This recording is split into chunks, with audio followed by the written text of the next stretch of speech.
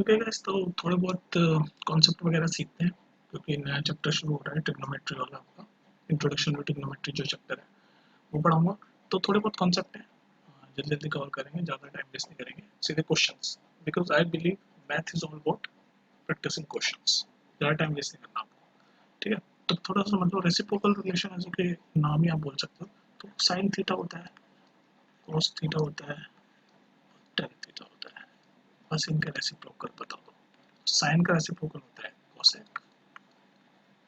तो सिमिलरली वैसे वर्सा अगर कोसेक लिखूं तो 1/sin लिख सकते हो। ऐसे कॉस का होता है 1/sec थीटा।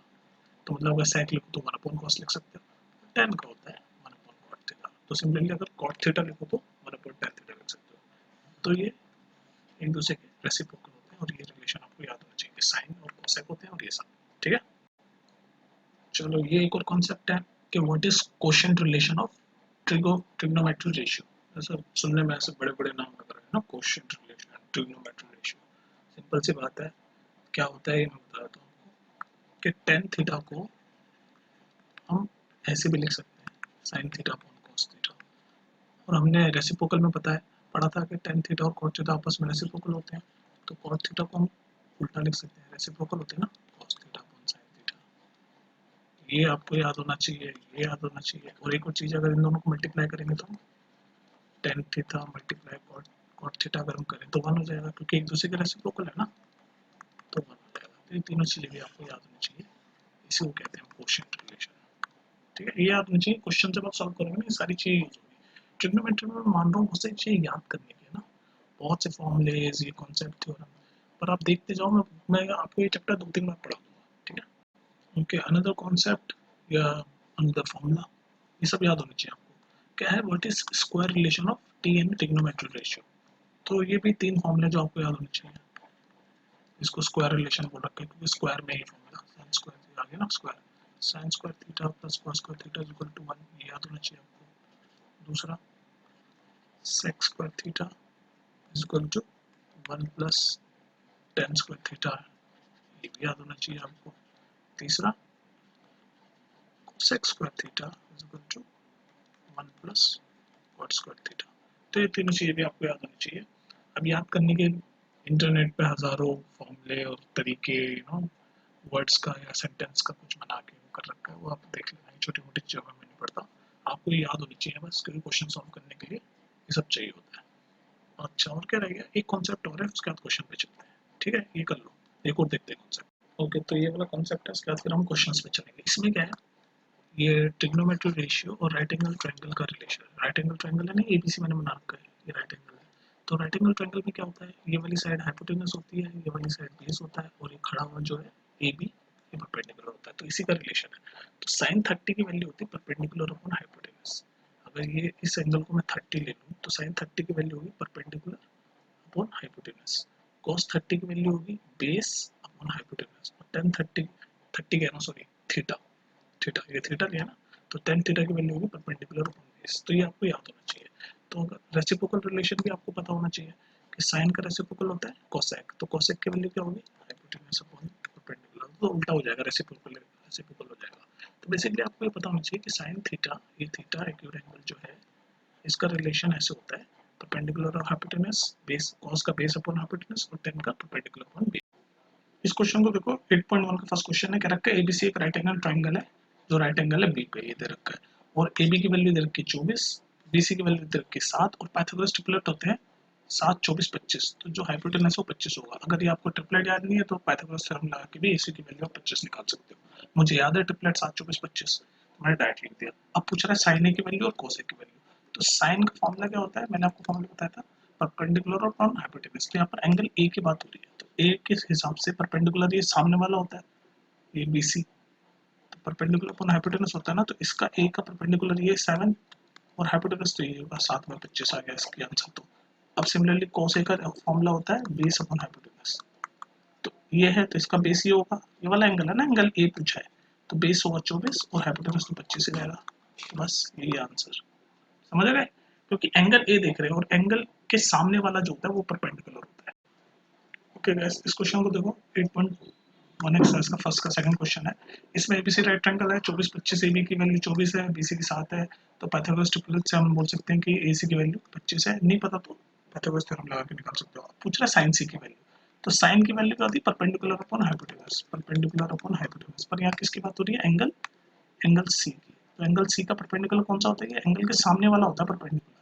ये एंगल सी है जिसके सामने ये है, तो परपेंडिकुलर होगा 24, और हाइपोटेनस जो सबसे बड़ी हाइट होती है ये 25। तो साइन सी की वैल्यू मिल गई। सिमिलरली कोस सी की भी निकाल लो। कोस सी का फॉर्मूला क्या होता है, base upon hypotenuse, base upon hypotenuse. तो बेस क्या है इसका, इस एंगल का बेस ही होगा 7, और हाइपोटेनस तो 25 है, तो 7 अपॉन 25, 24 अपॉन 25। ओके गाइस, इस क्वेश्चन को देखो, ये फिगर दे रखा है राइट एंगल ट्रायंगल, और पूछा है 10p माइनस कॉट आर की वैल्यू। तो हमें पहले तो ये राइट एंगल ट्रायंगल है, तो हम पाइथागोरस थ्योरम निकाल के क्यू आर की वैल्यू निकाल सकते हैं। पर पाइथागोरस थ्योरम मैं नहीं लगाऊंगा क्योंकि मुझे ट्रिपलेट याद है। एक ट्रिपल होता है 5 12 13, वही वाला यहाँ चलेगा। तो ये 12 है 13 है, तो इस साइड 5 होगी, इसलिए कहता हूँ मैं ट्रिपलेट्स आपको याद होनी चाहिए ताकि पाइथागोरस आपको बार बार सॉल्व ना करना पड़े। अब तुम्हारे पास 10p की वैल्यू निकालो। 10p का क्या फॉर्मूला होता है, परपेंडिकुलर अपॉन बेस। तो p इस एंगल की बात हो रही है, तो इस एंगल का परपेंडिकुलर यानी एंगल के सामने वाला ये, तो परपेंडिकुलर हो गया 5 और बेस हो गया 12, तो 10p की वैल्यू हो गई 5/12। अब निकालो 10 कॉट आर की वैल्यू, कॉट आर, अब ये वाले एंगल की बात हो रही है, तो कॉट आर की वैल्यू क्या होती है, परपेंडिकुलर अपॉन बेस का उल्टा है, नहीं बेस अपॉन परपेंडिकुलर। तो इस एंगल का बेस तो ये हो गया 5, और परपेंडिकुलर क्या होता है मैंने बताया, एंगल के सामने वाला, तो 12, 5/12 माइनस 5/12 तो 0 होगा इसका आंसर, क्योंकि माइनस करना है ना। इस क्वेश्चन में देखो क्या है, ये क्वेश्चन गलत कर देते हैं बहुत से बच्चे। इसमें साइन ए की वैल्यू दे रखी है 3/4, और हमें बोला कॉस ए निकालो और टेन ए निकालो। तो पहले तो मैंने ये फॉर्मूले लिख दिया आपके सामने कि साइन थीटा की वैल्यू होती है परपेंडिकुलर हाइपोटेनस कॉस की बेस अपॉन हाइपोटेनस, और टेन की परपेंडिकुलर अपॉन बेस। अब देखो यहाँ पर बात हो रही है एंगल ए की, ये जानना बहुत जरूरी है। तो साइन क्या होता है, परपेंडिकुलर अपॉन हाइपोटेनस।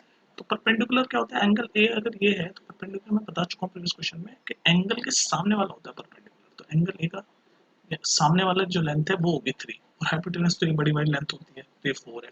अब हमें ये निकालनी पड़ेगी पहले तो, ये बेस यहाँ पे ट्रिपलेट मत लगाते ना 3 4 5 का, क्योंकि ये बनेगा नहीं, क्योंकि हाइपोटेनस दे रखी 4। तो इसको जब आप पाइथागोरस से सॉल्व करोगे पाइथागोरस से, तो इसकी वैल्यू आ जाएगी √7। ये पाइथागोरस आप खुद सॉल्व करना, ठीक है, √7 आ गई। अब बस हम कॉस ए की वैल्यू निकालेंगे। कॉस ए क्या होता है, बेस अपॉन हाइपोटेनस। तो ए के अकॉर्डिंग एंगल ए के अकॉर्डिंग बेस क्या है, √7, और हाइपोटेनस तो ये 4 है, तो cos a की वैल्यू आ गई। सिमिलरली tan a की वैल्यू क्या होगी, tan a होता है परपेंडिकुलर अपॉन बेस, तो एंगल tan के अकॉर्डिंग परपेंडिकुलर क्या है, ये के सामने वाला परपेंडिकुलर, तो 3, और बेस क्या है √7, तो tan a के आगे √3/7, और cos a के आगे √7/4। इस क्वेश्चन में लिखा हुआ है गिवन 15 cot a is equal to 8, और हमें sin a और sec a की वैल्यू निकालनी है। तो पहले तो इस cot a को सॉल्व कर लेते हैं। cot a is equal to, ये 15 उधर चल जाएगा, 8/15, cot a 8/15 हो गया। तो हम जो अगर ट्रायंगल बनाएंगे, ये भी एक ट्रिपलेट होता है 5 8 15 17 का। तो ए क्या होता है, कॉट क्या होता है, बेस अपॉन परपेंडिकुलर। 10 क्या होता है, परपेंडिकुलर अपॉन बेस, तो बेस अपॉन परपेंडिकुलर, यानी 8 बेस है और ये परपेंडिकुलर। अगर इसको एंगल ए मानना है, इसको बी मान लेता हूँ, इसको सी मान लेता हूँ, तो ये 8 है बेस अपॉन परपेंडिकुलर, तो बेस 8 है और परपेंडिकुलर ये, और पाइथागोरस ट्रिपल से हम बोल सकते हैं हाइपोटेनस ये 17 है। तो साइन ए की वैल्यू आप निकाल दो बस आराम से, ये ए है, साइन ए की वैल्यू क्या होती है, परपेंडिकुलर अपॉन हाइपोटेनस, तो परपेंडिकुलर इसके सामने वाला ये 15 और हाइपोटेनस से 17, तो साइन ए की वैल्यू आ गई। सिमिलरली सेक ए क्या होता है, सेक ए जो होता है वो रेसिप्रोकल होता है कॉस ए का, तो इसलिए मैं कह रहा हूँ सारे फॉर्मूले याद होने चाहिए। तो कॉस ए का रेसिप्रोकल होता है, तो कॉस ए की वैल्यू क्या होती थी, कॉस ए की वैल्यू होती थी बेस अपॉन हाइपोटेनस, तो सेक ए की होगी हाइपोटेनस अपॉन बेस। तो लगाओ, हाइपोटेनस क्या है, एंगल ए के हिसाब से 17, और बेस तो 8 है, तो 17/8 सेक ए हो गया, साइन ए हो गया 15/17। ओके गाइस, ये क्वेश्चन आप करोगे, और मैं आपको बता देता हूँ पहले सेक। तो सेक जो है वो कॉस का रेसिप्रोकल होता है, तो कॉस थीटा की वैल्यू क्या होती थी, बेस अपॉन हाइपोटेनस। तो सेक थीटा की वैल्यू क्या हो रही होगी, हाइपोटेनस अपॉन बेस। तो ये हाइपोटेनस अपॉन बेस है, तो हाइपोटेनस की वैल्यू 13 है, बेस की वैल्यू 12 है। अब ये भी एक ट्रिपलेट है, 5 12 और 13 वाला, तो ये सेटिस्फाई हो रहा है, तो ये परपेंडिकुलर 5 होगा। और एंगल किसकी बात हो रही है, एंगल सिर्फ सेक है तो कुछ कोई दिक्कत नहीं, कोई ए वे नहीं है। तो बस ये हमें मिल गया। आप बाकी ट्रिग्नोमेट्री रेशियो आप निकाल ही सकते हो, आपको सबके फॉर्मूले पता ही है। साइन का परपेंडिकुलर अपॉन हाइपोटेनस, कॉस का मैंने बताया दिया बेस अपॉन हाइपोटेनस, tan का परपेंडिकुलर अपॉन बेस, और फिर उसके रेसिप्रोकल चलते हैं, तो फॉर्मूले आपको पता होंगे। ये सारी साइड्स पता है, लगाओ और आंसर निकालो, सारे निकाल लें, ठीक है, जरूर निकाल के देखना। ये वाला क्वेश्चन बड़ा इंटरेस्टिंग है। देखो इस क्वेश्चन में क्या है, एंगल ए और बी हमें बोल रखा है कि एक्यूट एंगल है, ये दोनों एक्यूट एंगल है, तो हम राइट एंगल ट्रायंगल बनाते हैं। तो ये दोनों को, इसको एंगल ए बोल लेते हैं, इसको एंगल बी बोल लेते हैं, और दोनों एक्यूट हैं, और हमें ये प्रूव करना है कि ये दोनों इक्वल है। तो ये एंगल सी हो गया, और राइट एंगल ट्रायंगल, तो ये वाला 90 डिग्री हो गया। यहाँ तक बात समझ में आ गई। अब देखो एक चीज मैं आपको, मुझे बताओ क्वेश्चन में क्या लिखा हुआ है, cos A is equal to cos B, cos A is equal to cos B। तो cos A क्या होता है, बेस अपॉन हाइपोटेनस। तो ए एंगल ये बेस इसका ये हो गया AC, और हाइपोटेनस तो ए बी है ही। cos B क्या हो गया, बी ए है, तो बेस इसका हो गया ये BC, और हाइपोटेनस तो ए बी है ही। तो ए बी से ए भी कट गया, A C is equal to B C हो गया। यानी A C is equal to B C मतलब ये वाली लाइन ए सी और ये पिंक वाली लाइन बी सी, ये दोनों आपस में बराबर है। तो इसमें एक ज्योमेट्री का कॉन्सेप्ट लग गया कि जब दो लाइन इक्वल होती है तो उनके एंगल भी इक्वल होते हैं, यानी ये एंगल ए और एंगल बी इक्वल होंगे। तो ये हमने प्रूव कर दिया। ओके गाइस, ये क्वेश्चन है ना बहुत इजी है, लेकिन वो तभी इजी है जब आपको सारे फॉर्मूले पता हो, और फॉर्मूले नहीं पता हो तो बहुत डिफिकल्ट है। इसलिए मैं कहता हूँ क्वेश्चंस पे पहुंचने से पहले आप पहले फॉर्मूले अपने पूरे रिवाइज कर लेना। तो क्वेश्चन ये कहता है कॉट थीटा की वैल्यू 7/8 है, और ये एक बड़ा सा दे रखा है 1 plus sine theta 1 minus sine theta 1 plus cos theta 1 minus cos theta. इसको सॉल्व करना है। तो हमें एक स्क्वायर रिलेशन का फॉर्मूला ये पता था, sine square theta plus cos square theta equal to 1, ये हमें फॉर्मूला पता था स्क्वायर रिलेशन। तो अब आप क्या करो, यहाँ से ये देख रहे हो, ये फॉर्मूला चल रहा है 1 प्लस साइन ए प्लस बी और ए माइनस बी। याद है फॉर्मूला ए प्लस बी ए माइनस बी का क्या होता था, ए स्क्वायर माइनस बी स्क्वायर। तो ए स्क्वायर यानी 1, बी स्क्वायर यानी 1 माइनस साइन स्क्वायर थीटा हो जाएगा ऊपर। सिमिलरली ये भी ए प्लस बी और ए माइनस बी का फॉर्मूला चल रहा है। तो A plus B A minus B को कैसे लिखते हैं, ए स्क्वायर माइनस बी स्क्वायर यानी 1 स्क्वायर का 1 माइनस कोस स्क्वायर थीटा। अब देखो ये साइन स्क्वायर थीटा की वैल्यू 1 माइनस साइन स्क्वायर, अगर साइन स्क्वायर थीटा को मैं इधर ले जाऊँ तो 1 माइनस साइन स्क्वायर थीटा क्या हो जाएगा, कोस स्क्वायर थीटा। तो इसको हम लिख सकते हैं ऊपर कोस स्क्वायर थीटा। सिमिलरली इस कोस स्क्वायर थीटा को उधर ले जाऊँ तो 1 माइनस कोस स्क्वायर थीटा क्या होता है, साइन स्क्वायर थीटा। ये हो गया साइन स्क्वायर थीटा। तो ये पूरा हो गया cos theta upon sine theta का पूरे का स्क्वायर, यही हुआ ना। अब आप बताओ कॉट को हम ऐसे नहीं लिख सकते थे, वो जो कोशेंट वाला फॉर्मूला मैंने आपको बताया था cos theta upon sine theta, ऐसे ही तो लिख सकते थे हम कॉट को। तो ये बन गया cos theta upon sine theta का स्क्वायर, और कॉट की वैल्यू दे रखी 7/8, तो ये पूरा कॉट स्क्वायर ही तो हो गया। तो बस 7/8 का स्क्वायर कर दो, यानी कि 49/64, यही आंसर। अगर आपको कंफ्यूजन लग रहा है इसका मतलब आपको फॉर्मूले सारे फॉर्मूले याद होने चाहिए।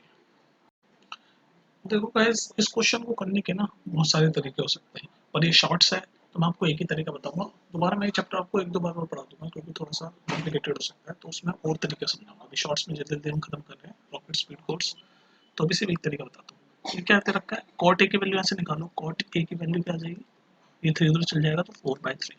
ठीक है, तो कॉट ए रेसिप्रोकल होता है, यानी tan ए की वैल्यू क्या हो जाएगी 3/4। अब यहाँ से ट्राइंगल मिल गया आपको। tan क्या होता है, परपेंडिकुलर अपॉन बेस, यानी परपेंडिकुलर 3, बेस है 4, और पाइथागोरस ट्रिपलेट से हम कह सकते हैं हाइपोटेनस है 5।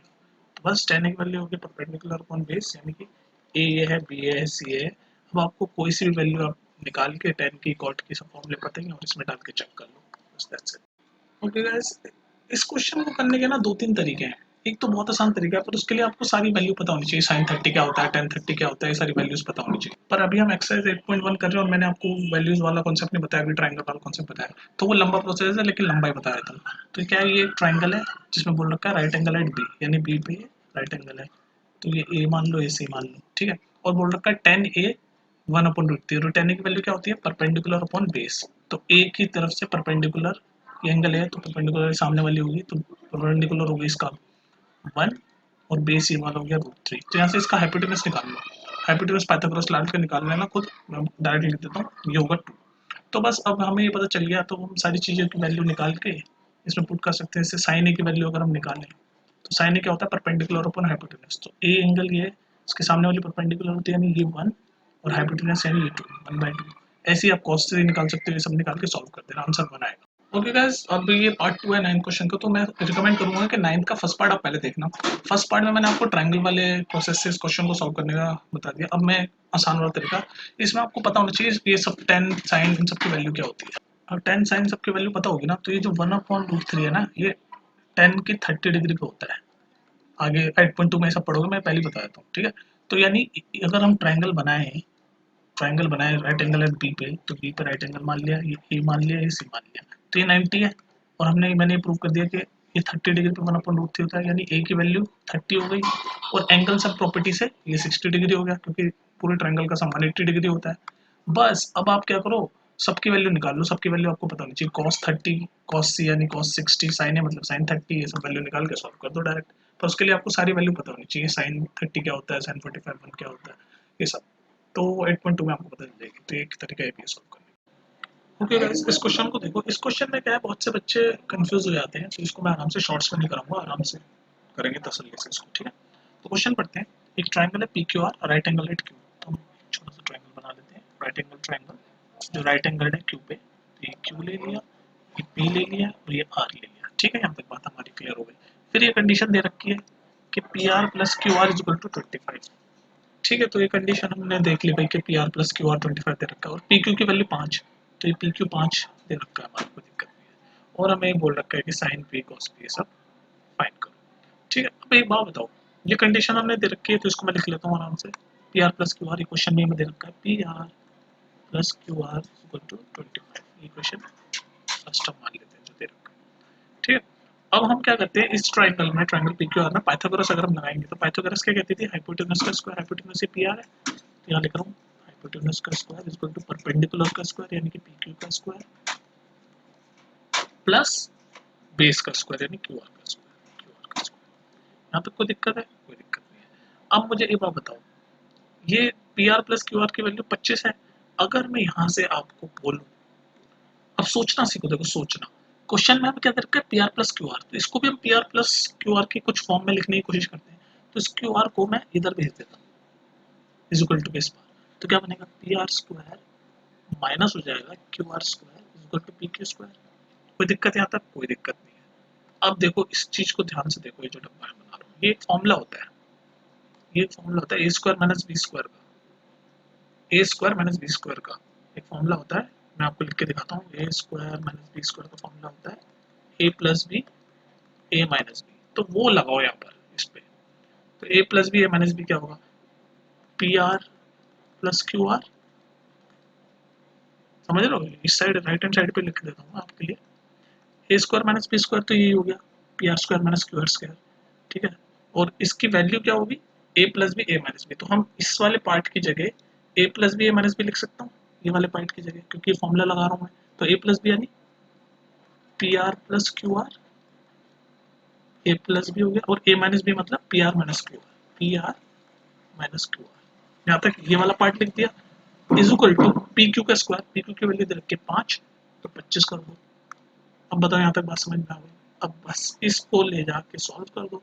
अब इसको मैं यहाँ से ऊपर सॉल्व कर रहा हूँ दूसरे कलर से, ब्लू कलर से।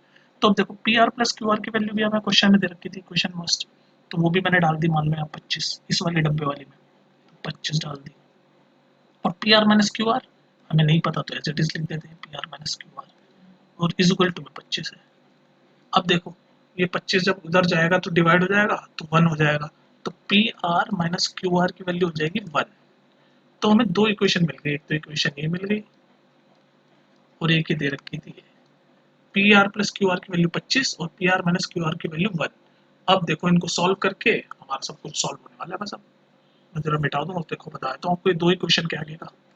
ओके गाइस, अब हमारी ये दो इक्वेशन बन गई, P R plus Q R equal to 25 और P R minus Q R equal to 1।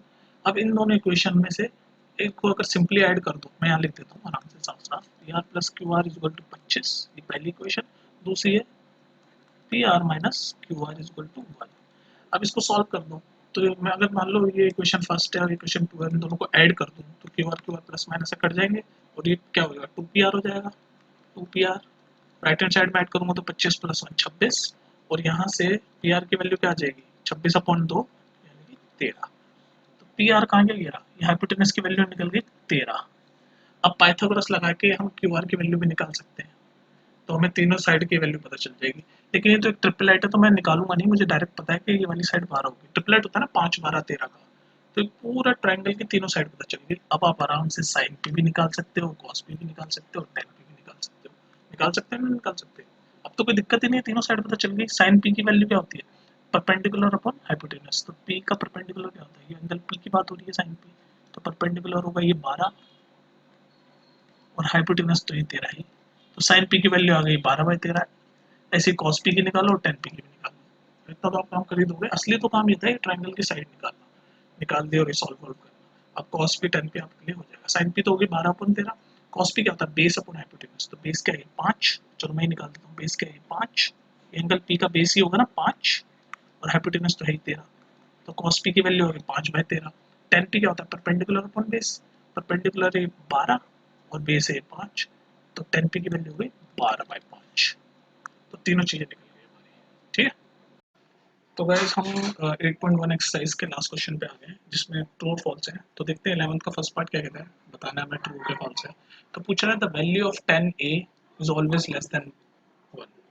तो ये फॉल्स है, क्योंकि 1060 डिग्री की वैल्यू होती है √3, और √3 जो होता है वो 1 से बड़ा होता है। √3 इज ग्रेटर देन 1। √3 की value I think 1 approximately I think 1.6 something या 7 होती है। 1.6 जो भी होती है 1 से बड़ी होती है। तो ये स्टेटमेंट फॉल्स हो गई कि हमेशा 10 की वैल्यू लेस देन 1 होगी। 1060 डिग्री की वैल्यू √3 होती है। ये सब वैल्यूज आप 8.2 में याद करोगे, तो ये याद होनी चाहिए आपको सारी बाय हार्ट। तो इसका आंसर है फॉल्स। चलो नेक्स्ट क्वेश्चन देखते हैं। समझ आ गया ना? इजी था। ये हमें बताना है ट्रू और फॉल्स। तो बोल रखा है sec a is equal to 12/5। तो कह रहा है किसी भी a की वैल्यू के लिए क्या ये पॉसिबल होगा? तो देख ले तो भाई, ये राइट एंगल ट्राइंगल है, ठीक है। और sec a मतलब sec a जो होता है वो cos का रिवर्स होता है। तो यानी कि cos क्या होता है? cos थीटा की क्या वैल्यू होती है? Base upon hypotenuse. ये सब तो याद होना चाहिए। तो sec a रिवर्स होता है, तो यानी कि ये बेस है और ये हाइपोटेनस है। तो बेस 12 है, तो बेस को यहाँ 12 लिख दो। ओ सॉरी, बेस 5 है, नीचे वाला बेस है ना, बेस 5 है और हाइपोटेनस 12 है ऊपर वाला। तो यहाँ से हम ये निकाल सकते हैं पाइथागोरस थ्योरम से। निकाल लो, डायरेक्ट लगा रहा हूँ। 144 माइनस 25 √119। तो इसकी वैल्यू आ जाएगी √119। तो ये सेटिस्फाई कर दिया, तो यानी कि ट्रू होगा, ऐसी वैल्यू होगी। ठीक है, ऐसी वैल्यू होगी। ओके, समझ आ गया ना? ओके गाइज, ये देखो, ये तो फैक्चुअल क्वेश्चन हो गया, पता भी होना चाहिए। कई बच्चे वैसे इसमें कंफ्यूज होते हैं। जब मैं स्कूल में था मैं भी कंफ्यूज हो जाता था इससे। तो ये बोल रखा है जो कॉस है, एब्रिविएशन मतलब क्या है? शॉर्ट फॉर्म है कोसिकेंट की। कोसिकेंट की नहीं नहीं, कॉस की जो कॉस का जो पूरा नाम होता है वो होता है कोसाइन। तो इसका आंसर फाल्स है। कोसिकेंट नहीं होता उसका पूरा नाम। कोसिकेंट की जो शॉर्ट फॉर्म होती है वो होती है कोसेक। कोसेक। कोसिकेंट को जो शॉर्ट में लिखते हैं ना, कोसेक लिखते हैं, कॉस नहीं लिखते। कॉस तो कोसाइन का है, ठीक है। तो कोसिकेंट होता है कोसेक का, और कॉस होता है कोसाइन का शॉर्ट फॉर्म। ठीक है, ये पता होना चाहिए आपको। थोड़ा कंफ्यूजन है, समझ आ गया ना? कॉस ए शॉर्ट फॉर्म है किसका? कोसाइन का। और कोसिकेंट ए का शॉर्ट फॉर्म है कोसेक। Cosec cosec cosec. तो इसमें कंफ्यूज नहीं होना मेरी तरह, ठीक है। ओके, ये क्या कहता है? ये भी गलत कर सकते हैं, सिंपल सी बात है इस क्वेश्चन में, लेकिन बच्चे गलत कर सकते हैं इसको। इसको कई बच्चे ट्रू कर देंगे, जबकि इसका आंसर है फॉल्स। फॉल्स है इसका आंसर। क्यों है वो समझ लो। ये पूछा कि क्या कॉट ए जो है, ये कॉट ए क्या ये प्रोडक्ट है कॉट और ए का? मतलब ये कह रहा है कॉट ए का ऐसे, कॉट मल्टीप्लाई ए ऐसे है, नहीं है ऐसे, तभी तो फॉल्स है। ये एक्चुअली ये एक आइडेंटिटी है पूरी। कॉट ए पूरा एक है, प्रोडक्ट नहीं है। इसका मतलब होता है कॉट को पूरा पूरा नाम क्या होता है कॉट का? Cotangent of angle A. ये है इसका मतलब। ये पूरा एक ही बात है। कॉट ए प्रोडक्ट नहीं कि कॉट अलग। कॉट अलग का कुछ मीनिंग ही नहीं होगा। कुछ एंगल होगा, एंगल ए होगा, एंगल बी होगा, तभी तो पूरा बनेगा। कॉट, कॉट क्या होता है? सिर्फ मैं लिख दूँ कॉट, तो उसका क्या मीनिंग है? कुछ नहीं। हमें कुछ लिखना पड़ेगा ना, कॉट 30 या कॉट 45 या कॉट ए। तो ये पूरी एक आइडेंटिटी होती है, अलग अलग नहीं है। ठीक है। ओके गाइस, इस क्वेश्चन को देखो, इसमें हमें बताना है ट्रू के फॉल्स है। तो बोल रखा है sine theta is equal to 4/3। क्या ये जो थीटा की वैल्यू 4/3 है, क्या ये किसी एंगल के लिए ट्रू होगी? तो नहीं होगी, ये फॉल्स होगी। ऐसा कोई एंगल नहीं होगा कि साइन थीटा 4/3 होता है।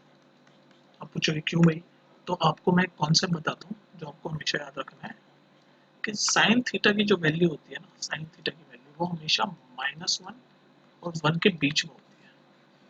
हमेशा या तो -1 और 1 के बीच में होती है। ये लिखा हुआ है यहाँ पर। और यहाँ पर 4/3 हो रही है, जो कि अगर आप खोलो तो 1 से बड़ा होता है। 3 1 जा 3, 1.333 यानी 1 से ये तो 1.3 समथिंग कुछ आ रहा है, यानी 1 से बड़ा होता है, 1 से बड़ा होगा, ठीक है। तो 1 से जब बड़ा होगा तो वो फॉल्स हो जाएगा, क्योंकि मैंने बताया कि कॉन्सेप्ट ये है कि साइन थीटा की वैल्यू हमेशा -1 और 1 के बीच में होती है, तो ये होगा फॉल्स।